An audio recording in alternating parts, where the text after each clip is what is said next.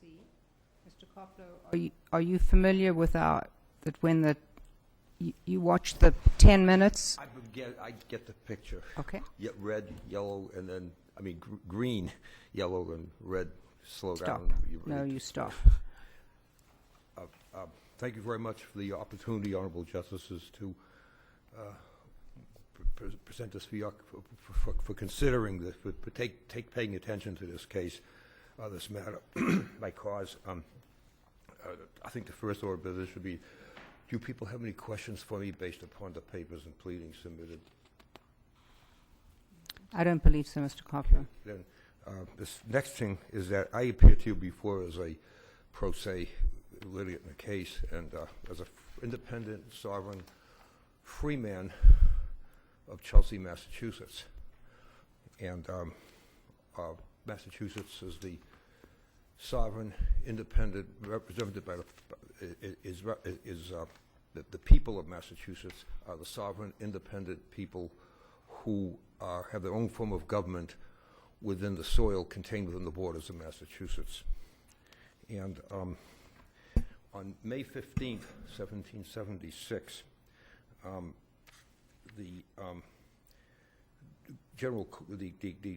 Continental Congress that said it was necessary that the exercise of every kind of authority under that does not meet the formaldehyde and borax test should be totally suppressed, and all powers of the government exerted under the authority of the heart's desires of the people in the colonies. And my principal issue is that the power, a foundational power in Massachusetts, is the heart's desire of the people of Massachusetts, and that my application, which has been made for writ of right and quo warranto and for damages, would not be applicable under English law, but only under Massachusetts law and possibly American law. The heart's desire I define as well, when we talk about our constitutional issues, we think of the fife and drums and the taverns and Benjamin Franklin and the Patriots, but we take the times and the circumstances, but we have a hard time relating to those. We were surrounded with the Tobin Bridge and bio. And Mr. railroads. Koplow, may I just ask you this question? Yes. You are here on an extraordinary, we call it that, motion. Mm-hmm. You are here on an extraordinary motion. Getting access to the Supreme Judicial Court is usually something that is not permitted if you had an opportunity to raise claims in the appeals court. Did you, in fact, have an opportunity to raise these claims in the appeals court? No. This is an original action that for quo warranto. I filed a quo warranto in the Supreme Judicial Court for Suffolk, and the purpose of this case is to comply with the common law writ of quo warranto, that no writ of quo warranto can be allowed to a private individual unless leave of the justices is consumed. No, I filed a complaint, and the complaint was denied, and I appealed the complaint here for approval. So the question before the honorable court here is, can Mr. Koplow file? The case hasn't even been filed yet. I mean, it's been presented but hasn't been filed. So the question is, can Mr. Koplow file his complaint, his 204-page complaint, Koplow versus Kopelman and so forth, and the Attorney General? The thing is that this is the common law, ancient common law action of quo warranto. It's actually a writ of right for the quo warranto for damages. And the thing is that in England, the writ of right was basically for the freehold. And it was it was the highest form of action where the grand asses would be summoned, 12 knights, not just Mr. common Koplow, jurors. forgive me for interrupting you. As you know, the basis of Justice Cordy's decision was that the writ of quo warranto had been abolished. What is your position on that? My position is that quo warranto,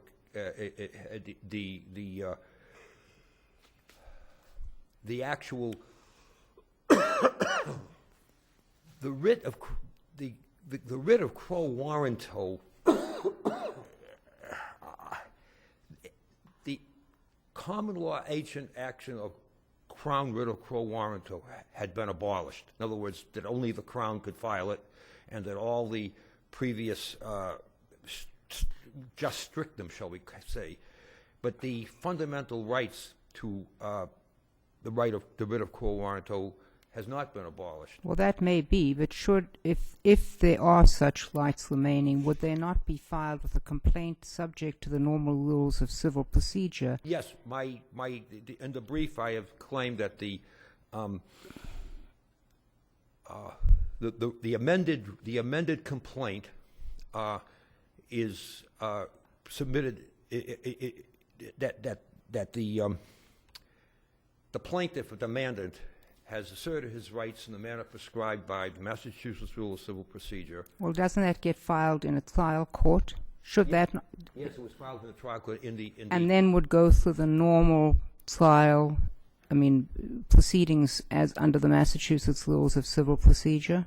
Apparently not, because Judge Cordy, the single justice court ruled that was denied, and I wished you people to examine the complaint to see that. But it seems to me that unless you can point out an error in Justice Cordy's ruling, there's no basis for us to overrule him.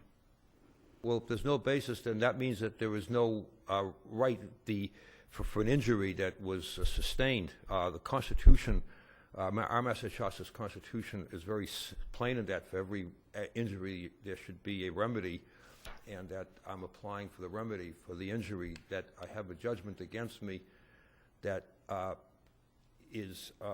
which represents the injury, and that the injury, the judgment itself is the injury, and that the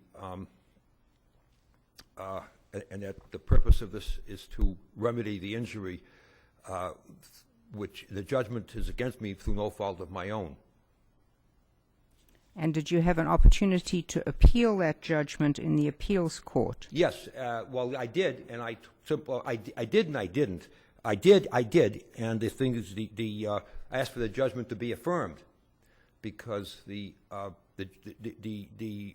no mistakes of law in the judgment, that Honorable Hines from the Superior Court ruled correctly, and that the appearance of a private attorney on behalf of the people of Chelsea automatically would impose dismissal of the case, because in order to impeach the person, to represent the people of Chelsea, the sovereign independent people of Chelsea, would be an exercise of sovereignty of their police power. And in order to, the proper way to, if to impeach that would be through quo warranto, and quo warranto requires the appearance of the sovereign as a private party. I could myself, as a private party, could never impeach the exercise of sovereign authority. So the thing is that the judge was locked in a she could not proceed in the case because the sovereign hadn't appeared, the Chelsea sovereign hadn't appeared, and it was impossible to, I was not able to get the public interest protected through the appearance of the Attorney General or the sovereign in the Chelsea, the original case.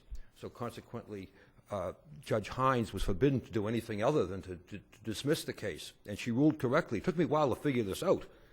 So then I notified the appeals court that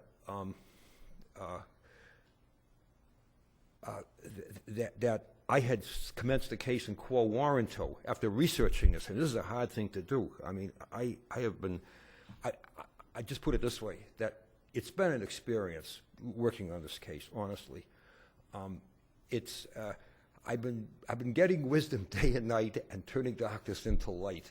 And I just like this, I think just to stop in a moment, Massachusetts was the first place in the world that ever had a constitutional convention. And if you look at the history by Robert Newman and Robert Faulkner, Robbie Newman, and the Constitution of Massachusetts, Secretary of State Galvin, you'll see that we had the highest laws, almost unanimous passage of the 1780 Constitution, June 16, 1780. Mr. Koplow, I know it comes very quickly, but believe me, the red light is blinking at the end of your allotted time, and so you will have to rely on your written submissions to the court. Thank you, Mr. Koplow. Thank you very much, Honorable Justices.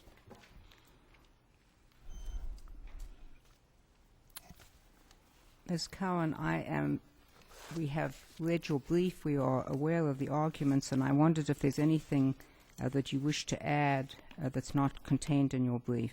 There's nothing, Your Honor, and actually I had intended to just rest on the brief. Thank you. Thank you. Mr. Alvarez? Actually, Ms. Alvarez is on maternity leave. Assistant Attorney General Benjamin Weber appearing on behalf of the Attorney General.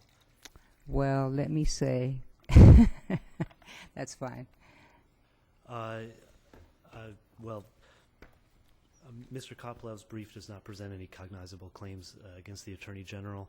It doesn't rise to the level of appellate argument. Therefore, the single justice was correct in dismissing his complaint. If there are no further questions, we'll rest on our submitted memorandum. Thank you, but would you make sure that the clerk has an appearance so that we can get all of your details? Okay. Thank you.